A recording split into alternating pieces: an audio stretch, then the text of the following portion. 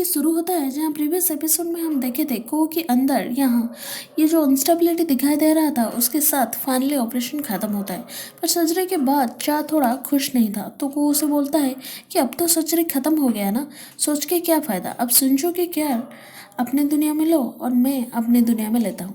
और सर्जरी के टाइम चा के हाथ जो कांप रहा था और उसे अनस्टेबल क्यों लग रहा था और ये सब की वजह पूछने पर टेस बोलता है अगर मैंने तुम्हें कुछ बोल दिया और वो झूठ निकला और तुम तो मुझे ऐसे बोलोगी जैसे मैं कोई क्राइम कर दिया, क्योंकि हम प्रीवियस एपिसोड में देखे थे कि टेस के बाद एक बार झूठ निकलने पर चा उसके ऊपर बहुत चिल्लाया था। और अब ये सेम सर्जरी के टाइम की इंसिडेंट को के दिमाग में भी आ रहा था। अभी बच्चा चिप्स के पैकेट पकड़ने की कोशिश कर रहा था पर नहीं पकड़ पा रहा था और ये सब सुनने के बाद चा उसे समझा रहा था कि तुम्हें बड़ा बनना है और मम्मी के पास भी जाना है ना। और इसी बीच स्पिरिट यहाँ बॉडी में एंटर हो जाता है, मतलब सर्जरी सक्सेसफुल रहा। पर अभी ये बच्चा को देख के खुश हो रहा था पर को बोल रहा था नहीं, वो तो सिर्फ मुझे देख सकते हैं और मैं ही उसे ऐसे पकड़ सकता हूँ, क्योंकि चाय अभी वहाँ उसके पास बैठ के उसे बुला रहा था पर चाय के स्पिरिट को तो ये नहीं देख पाएगा। अब चाय इस वजह से गुस्सा हो जाता है, बोलता है मैं सारे सर्जरी कर रहा हूँ पर तुम उसका क्रेडिट ले रही हो और तुम्हें बहुत मज़ा भी आ रहा होगा ना कि सब तुम्हें देख पा रहे हैं और तुम सबको छू भी सकते हो, पर मैं ही हूँ यहाँ एक जो कि इनविजिबल हूँ। और ये सब चिल्ला चिल्ला के यहाँ चाह बोल रही थी। अब सही जिन यहाँ चाह के पास ऐसे सो भी गई। चाह अंदर आके इसे बुलाने की कोशिश कर रहा था पर सही जिन स्पिरिट का बात तो नहीं सुन पाएगी ना।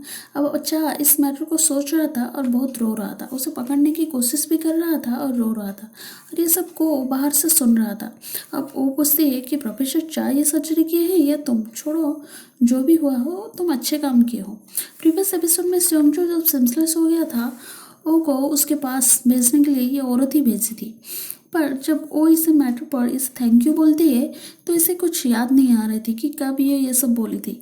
अब चाह के केस जैसे ये सिमिलर केस 3 साल पहले जिसका इम्प्रूवमेंट हापी हार्मोन की वजह से हुआ था, इस मैटर पर सही जिन और उसके फ्रेंड फ़ोन पर बात कर रहे थे। अब चाह की रिकवर भी जल्दी हो जाएगा। अब को चाह को प्रोग्रेस के बारे में पूछता है तो ये सेम चीज़ रिपीट करती है कि हाँ जल्दी रिकवर हो जाएगा। अब साथ साथ ये भी बोलती है कि मुझे लग रहा है वो मुझे बदला लेना चाहते हैं, इसलिए साथ उनको अगर दीवार भी खड़ा करना पड़ेगा ना तो वो करेंगे मुझसे दूर रहने के लिए। तो को बोलता है नहीं नहीं, अगर वो ये सब सुनेंगे तो वो बहुत अपसेट हो जाएंगे, अगर उनको दीवार के लिए उनको मरना भी पड़ेगा ना तो वो भी कर लेंगे, मैं गारंटी के साथ बताता हूँ। अब सही जिन बोलता है कि तुम कैसे गारंटी दो कि तुम हमेशा ऐसे बात कर रहे हो जैसे प्रोफेसर चा खुद ही तुम्हारा अंदर है।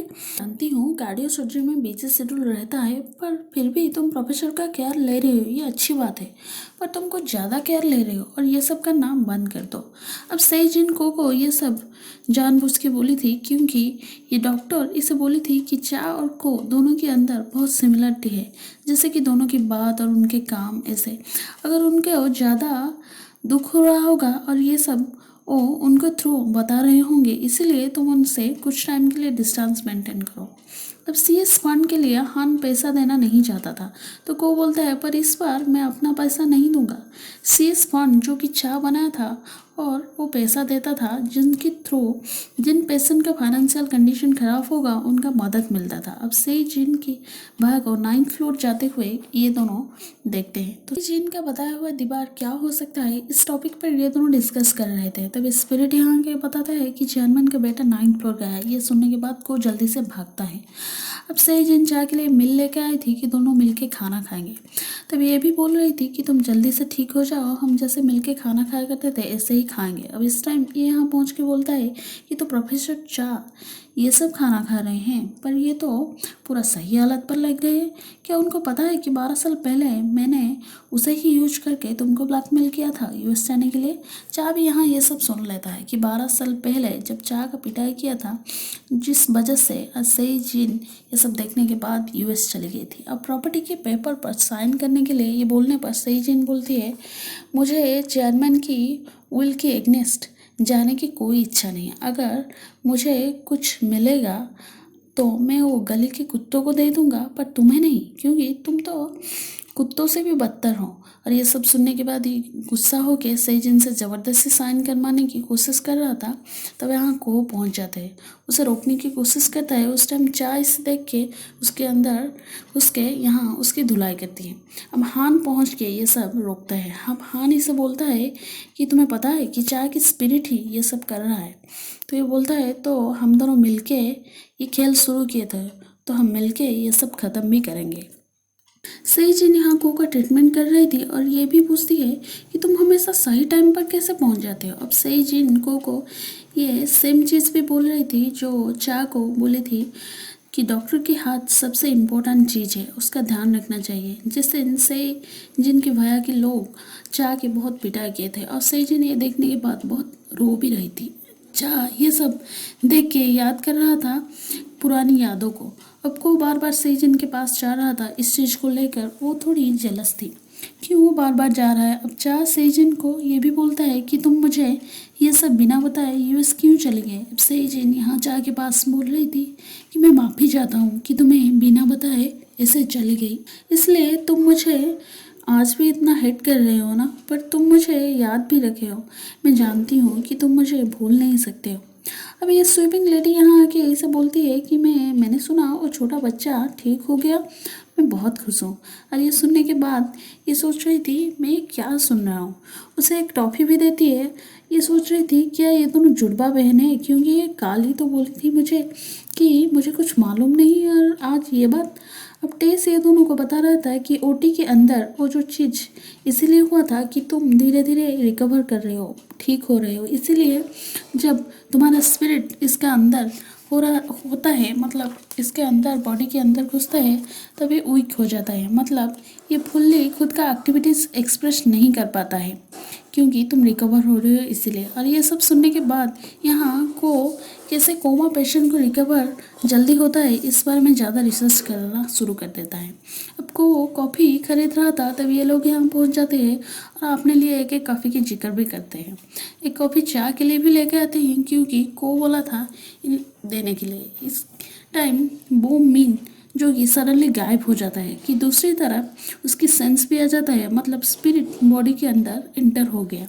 अब ये दोनों को देख के को बोलता है कि बचपन में जब भी मैं हॉस्पिटल आया करता था तब कभी ना कभी 2 कभी 3 ऐसे घोस्ट हमेशा यहाँ रहते थे। तो चाह बोलता है मैं उन लोगों को बचा नहीं पाया, शायद वो मेरी तरह अपनों को कुछ कहना भी चाहते होंगे ना। चाहे ये घोष को चार्ट चेक कर रहा था, इस टाइम वो आके को ज़बरदस्ती बैंडेज करने के लिए लेके जाती है।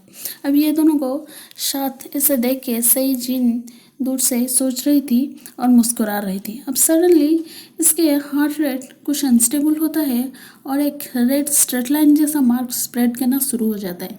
तब ये सब देख के घोस्ट जल्दी से आके को बुलाता है तो ये दोनों भागते हैं। इंटर्न आके एक निडल उसके चेस्ट में प्रिक करके चला जाता है। अब इसके बाद उसके हार्ट रेट बैलेंस हो जाता है। असल में वो इंटर्न के अंदर टेसी था जो ये सब किया था और ये सब चाह देख लेता है। अब चाह ये पूछने पर ये बोलता है कि मैंने हॉस्पिटल में 20 साल से हूँ, इसीलिए मुझे ये सब पता है, बस और कुछ नहीं। अब तुम मेरे बारे में छोड़ो, अपने बारे में सोचो। अब हान डॉक्टर आन से मिलके ये भी बोलता है कि प्रोफेसर चाह अभी तक जिंदा है, इसीलिए हमें कुछ ऐसा करना होगा जैसे कोमा पेशेंट की तरह। तुम समझ रहे हो ना मेरे बात।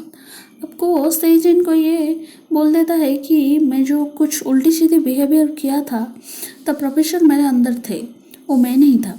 तब चाह वहाँ पहुँच जाता है और ये सब सुन लेता है। ये सब सुनने के बाद वो बोल रहा था ये तुम क्या बोल रही हो। तो को बोलता है हाँ सच तो बोल रहा हूँ, और तुम हम दोनों की सिचुएशन के बारे में भी। अब ये सुनने के बाद चाह गुस्से से लाल हो रहा था और यहीं पर एपिसोड ख़त्म हो जाता है। Thank you.